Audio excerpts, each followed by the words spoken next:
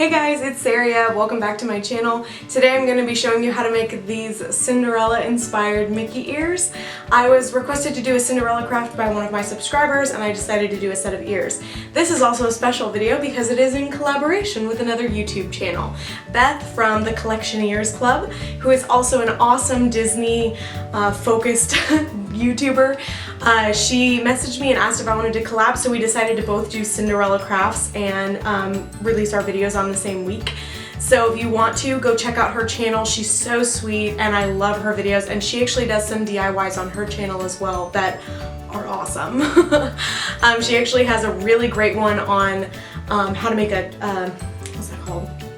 An ear tree. It's like it's like a cute way of displaying your ears on the wall, and I'm definitely going to be doing that soon because I have a lot of ears. Thank you so much, Beth, for collabing with me. You are the sweetest. I have loved getting to know you, and I'm just so excited to do this video with you.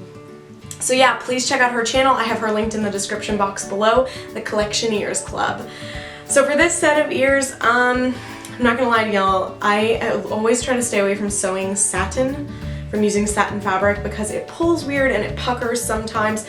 I mean, if you're a really experienced seamstress, you're like, satin's not that hard, but I usually just sew Mickey ears and an occasional costume for my daughter. So these were a little bit of a challenge, but I couldn't go with any other fabric. So yeah, I don't know what I was gonna say. Okay. So these are super cute on the front. They are supposed to be reminiscent of the pink dress that the mice make her, which is one of the cutest scenes in Cinderella. When they're like, hey, we can do it. It's so stinking cute. Anyway, so that's what these are supposed to be reminiscent of, and the blue beading is from the beaded necklace that they take from the stepsisters and she wears. I also have found buttons of Gus and Jacques, and if you can see them, they're right up here by the bow. So cute.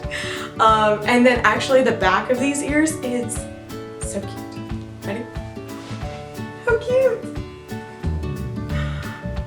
So yeah. You can obviously make these in a child size as well if your daughter is really wanting a pair of Cinderella ears. I will link below my adult size template, and on that template, if you scroll down to the bottom, there's also a child size template that you can use to make these ears as well.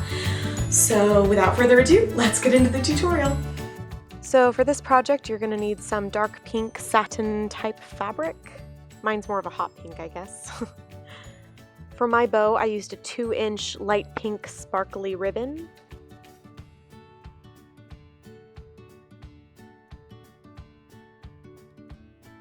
I found these blue beaded accent in the jewelry making section at Walmart.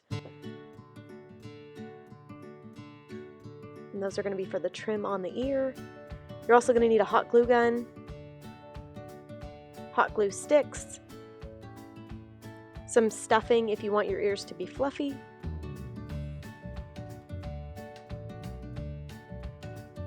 and then the ear templates, which I have linked below in the description box. You're also going to need something to draw on your fabric with. I like using this one because it has disappearing ink. And then I also found these super cute Cinderella buttons at Hobby Lobby. You will also need two pieces of craft foam for the inside of the ear. So I started out by tracing the foam and batting template on the craft foam, and you're going to need 2 of these per ear, so 4 total. So then go ahead and cut these out. And then you're going to take your hot glue gun, put some hot glue around the rim, and then glue these 2 pieces together. So now grab your hot pink fabric, and you're going to take the ear cutting line template, and you're going to trace 4 of these onto this fabric, because you need a front and a back for each ear. Also, you should flip your fabric with the wrong side up, so with the back side facing up. That way you're drawing on the side that no one's going to see. I did not do that, but luckily this pen is like disappearing ink, so it's okay. Then go ahead and take your fabric scissors and cut out all 4 of your ear pieces. Now you're going to take your ear sewing line template and one of those ears and trace the ear sewing line onto the ear. Again, do this on the back, like the wrong side of the fabric, especially if you don't have a disappearing ink pen. Then take a second ear piece, and then you're going to go ahead and pin these two pieces together. Make sure that they're lined up really nicely so that as you're sewing, it doesn't get all funky.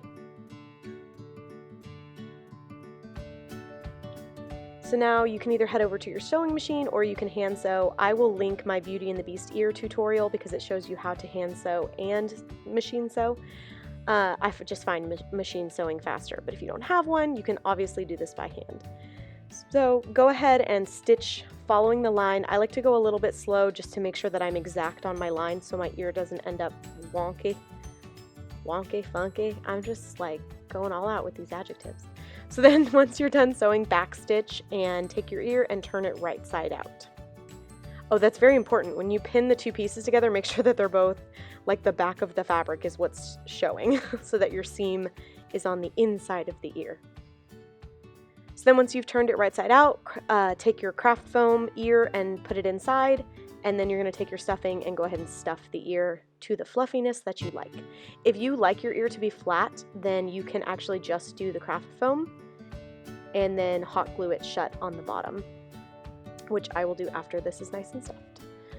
Okay, so now you're going to take your beading, and this is a little weird because it's like designed to be used for a necklace, so it actually has some extra like fishing line that I didn't need. So I shoved all the beads down to the bottom of the fishing line and then put hot glue on the last bead to make sure that they're not shifting around.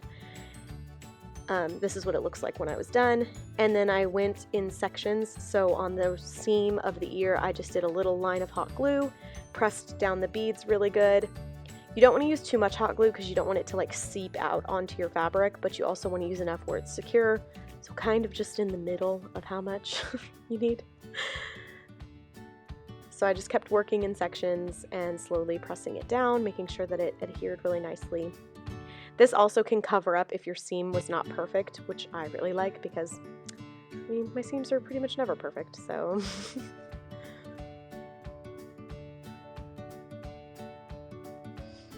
Alright, so now that you have it all down and you've got this excess, you can go ahead and snip off the extra, and then that little fishing line was kind of sticking out, so I applied a little dot of hot glue, and then one of the beads came off, so I just glued it back on, and it's secure, like it's all good. So now go ahead and take your ribbon. I cut two, I think 12-inch pieces, and then I glued them into like a loop, and then I made my bow shape and applied hot glue to the center of the bow to like make it a bow. Am I making sense? I'm so sorry, guys.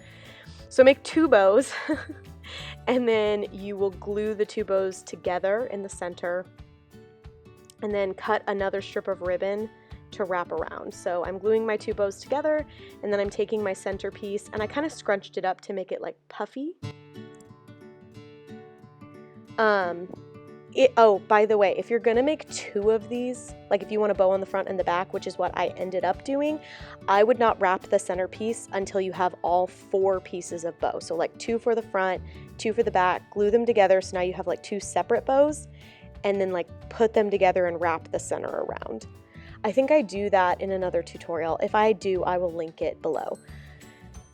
Alright, so now time for ear placement. I usually place my ears about 2.5 inches apart and obviously try to center them as best you can. And then I make a little mark where it needs to glue. I apply a line of hot glue and then I press it down onto the ear firmly.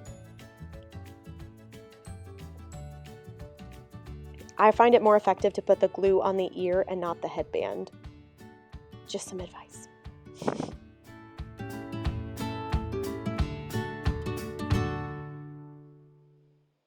And now for your bow. So I actually decided to add something to my bow like mid-video, as I usually do.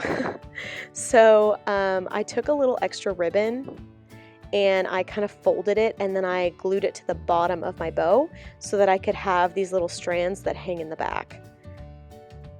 And then I did the same on the other side so that I have 2, obviously.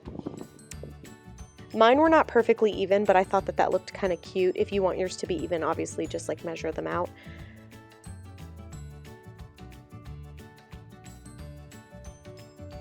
And then cut the ribbon a little bit longer than you want it. And then glue down your bow in the middle of your headband. And then when you have your ribbon, you can go in and kind of like glue it down in place wherever you need it, and then I snipped a little triangle shape into the bottom. This helps with it not fraying as bad, and it just looks cuter, so.